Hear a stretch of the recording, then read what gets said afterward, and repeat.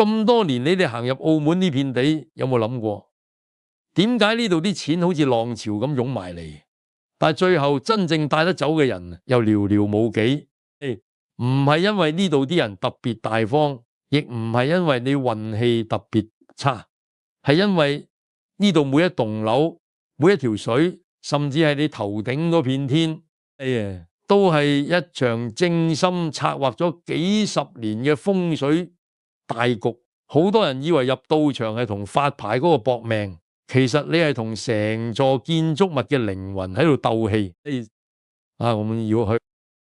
今日我帶你行入路氹城，話你知呢兩間旗鼓相當嘅巨頭銀河同威尼斯人到底係點樣喺呢塊填海出嚟嘅荒地上面起咗兩座吸金怪獸，睇下邊個先係真正嘅贏家。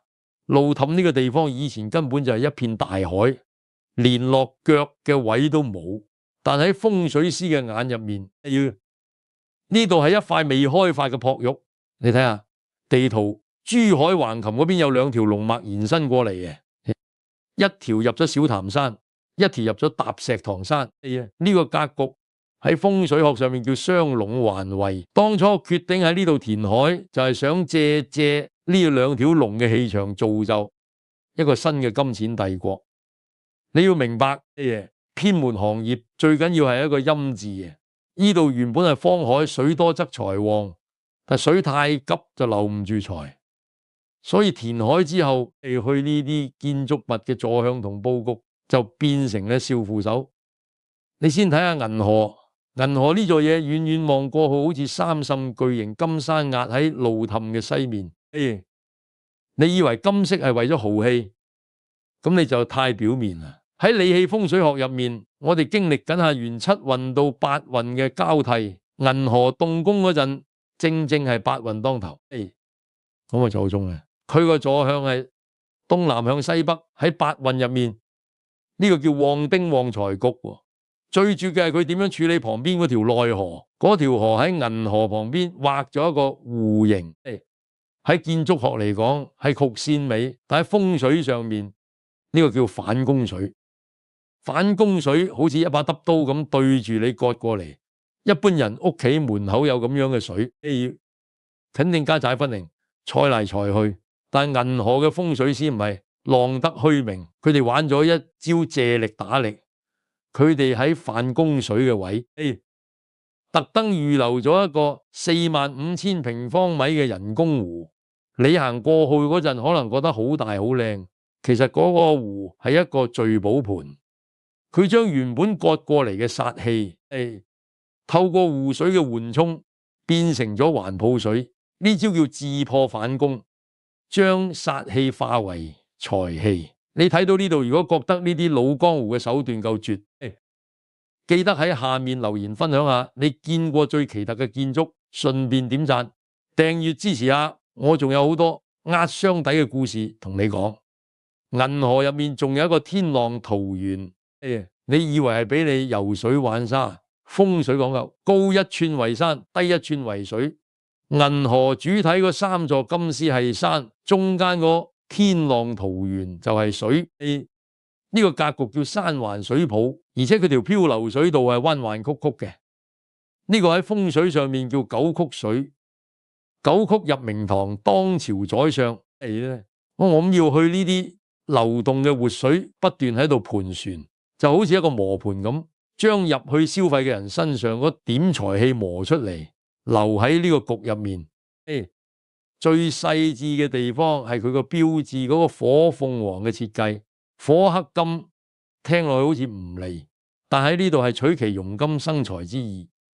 鳳凰代表吉祥，佢將五行入面嘅金木水火土全部融入咗成個裝修色調入面，務求令你入到去就覺得如沐春風，心甘情願咁喺呢度留多一陣啊！講完銀河，我哋行過對面睇下佢個老對手溫希思臣。如果話銀河係用金巽壓嗰陣，溫希思臣就係用意境所云。你行入溫希思臣，最印象深刻嘅一定係3樓嗰個大運河買物中心，嗰片藍天白雲，你以為係裝飾嗰個叫不夜城。你喺入面行下，我咁有去，根本唔知外面係朝早定深夜。當一個人失去咗時間感，佢嘅警覺性就會降到最低。你喺入面行到攰，見到雲河水慢慢流，船夫喺度唱歌，你會覺得自己去咗度假。但你唔知呢條人工河環繞住成個建築，同樣形成咗一個巨大嘅凹向環抱格局，將成個揼牆包喺入面。威尼斯人最陰嘅地方係佢嘅地宮格局，銀河係將財位起喺地面，用金心鎮住。威尼斯人就係將核心戰場放喺運河下面。你喺3樓行商場，其實你腳下就係千軍萬馬嘅博弈場。有人話銀河似墓宮，威尼斯人似地宮。墓宮講究嘅係鎖，入咗去就難出得翻嚟。地宮講究嘅係給，用皇室嘅華麗貴氣，令你覺得自己都係皇后張相。落住嗰陣自然大手大腳。佢入面嗰4個殿呢，帝王殿、赤龍殿、鳳凰殿、金輪殿，每一處嘅燈光同擺設都為咗刺激你嘅視覺神經，令你產生一種亢奮感。你細心諗下，點解大部分造場入面都係密不透光，甚至連鐘都冇一個？風水學上面呢個叫陰盛陽衰。偏門行業唔見得光，因為陽光會驅散財氣。銀河用高樓擋住陽光，威尼斯人直頭用假天花取代天空。當你入到一個極陰嘅地方，你嘅陽氣就會被周圍嘅磁場慢慢磨損。所以點解好多人喺入面坐耐咗就會覺得頭重重，判斷力失準？呢個時候你就好容易落入佢哋設定好嘅數學概率陷阱入面呢。其實呢兩間嘢嘅爭鬥就好似一場長久嘅風水博弈。銀河勝在有龍脈支撐，格局穩重，係想做長久生意，穩打穩意呢。佢招攬嘅係大戶，用那種沉穩嘅金氣嚟吸引真正有實力嘅人。而威尼斯神就係想通殺，商場、酒店、娛樂一體化，用人氣嚟帶動財氣嘅。你要明白，人流就係水氣。威尼斯人每日幾萬人出入，呢啲人帶嚟嘅陽氣雖然會衝擊陰局，但佢哋同時帶嚟咗無窮無盡嘅財源。好多人問我，既然風水咁勁，係咪冇得破？又去，其實風水只係外因，真正嘅因果係你個心。你見到嗰啲富麗堂皇嘅裝修，見到嗰啲巧奪天工嘅流水，如果你能保持一個平常心，我話我要去，當佢係一個藝術品嚟欣賞，佢啲局就對你冇作用。但只要你心生貪念，想喺呢啲金絲上面刮層金落嚟，你就已經入咗人哋嗰個套。澳門呢啲建築每一寸土地都係用錢堆出嚟嘅，佢哋請得起全世界最頂尖嘅建築師同風水師，目的只有一個，就係確保勝算永遠喺佢哋嗰邊。你睇下威尼斯人3樓嗰條運河，嗰啲水係向邊度流？風水講究水流方向要逆水收財。咁我又去，唔可以讓財氣流走。威尼斯神嘅水係內循環，永遠喺入面轉。肥水不流外人田，銀河嘅水就係引外，水入明堂，再轉化成自己嘅能量。兩者手段唔同，但目標一致。佢哋之所以可以喺路氹城立足，係因為佢哋識得點樣同大環境共處。雙龍戲珠，路氹城就係嗰粒珠，而呢啲造場就係爭奪呢粒珠嘅巨獸。睇到呢度，你可能心入面會有一種寒意。原來你以為嘅偶然，全部都係人哋嘅必然。澳門嘅發達唔係靠運氣，係靠對人性嘅極致研究同對天地法則嘅巧妙利用。下次如果你再去澳門，行過橫琴關口入到路氹，唔好淨係睇嗰啲五光十色嘅霓虹燈，試下用我教你嘅視覺去睇下呢啲建築物背後嘅骨架。你會發現呢度其實係一個巨大嘅生命體。每一分鐘都喺度呼吸緊財富。道場風水呢樣嘢講到尾都係一種心理博弈，佢用環境令你放鬆，用色彩令你亢奮，再用格局令你不知不覺中交出主動權。有人話我係澳門傳奇，其實我只係睇透咗呢個局，我從來唔賭，因為我知道只要你唔坐落嗰張台度，你就永遠唔會輸。但如果你想揾食，你就要學識點樣睇局。商場如戰場，生活入面周圍都係局，唔識睇局嘅人，永遠只能做局入面嘅棋子。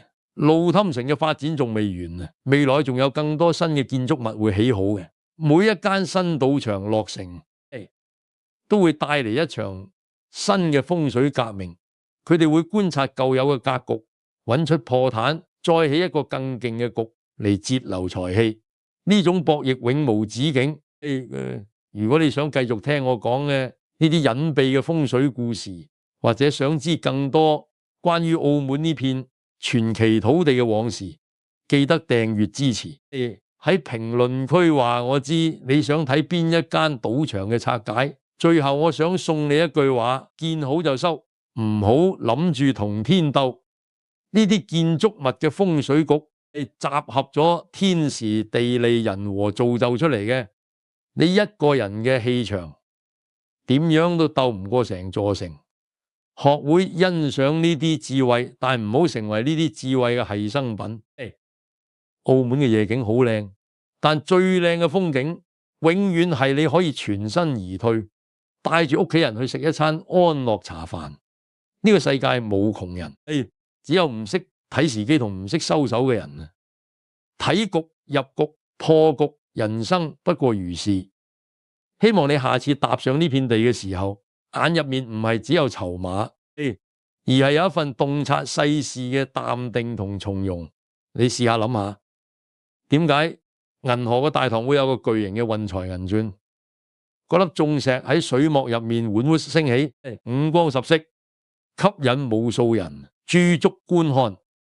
風水學入面，水主財，絹石代表金，金水相生。絹石嘅切割面反射出嚟嘅光線，其實係一種光煞。佢會喺短時間內令你嘅大腦產生幻覺，令你覺得發財夢近在咫尺。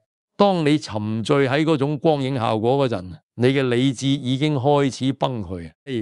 溫利時人就用桂麗堂嗰個巨型尹天儀，令你覺得自己掌握住宇宙嘅運行。其實你只係喺人哋個掌心入面轉緊啊！好多人話入道場要行側門，唔好行正門。其實正門側門都係人哋設計好嘅，每一條路都係引你入局。銀河嘅門口設計到好似鳳凰展翅，係想將你包我會入去，係想將你包埋入去。威尼斯人嘅入口大廳金碧輝煌，係想你一入去就自沓型嘅，覺得喺度花錢係一種身份嘅象徵。呢啲都係風水同心理學嘅完美極贈。偏門行業最忌人嘅係清醒，所以佢哋要用盡一切手段令你陶醉。你以為路氹城嘅成功係偶然？咁要去，唔好忘記呢度係借咗珠海橫琴嘅勢。橫琴係母體，澳門係胎兒，母體嘅養分源源不斷咁供俾澳門，令呢個胎兒可以茁壯成長。銀河同威尼斯人就係呢個胎兒身上最強壯嘅兩個器官，佢哋競爭，但又互相依存。佢哋共同構成咗路氹城呢個新嘅心臟，每日蹦動緊全世界嘅絲金。如果你真係想贏，你就要學識做莊家，做唔到賭場嘅莊家，就要做自己人生嘅莊家。莊家之所以穩操勝券，係因為佢哋制定咗規則，並且利用風水嚟加強呢啲規則嘅執行。你作為一個入局者，你要去。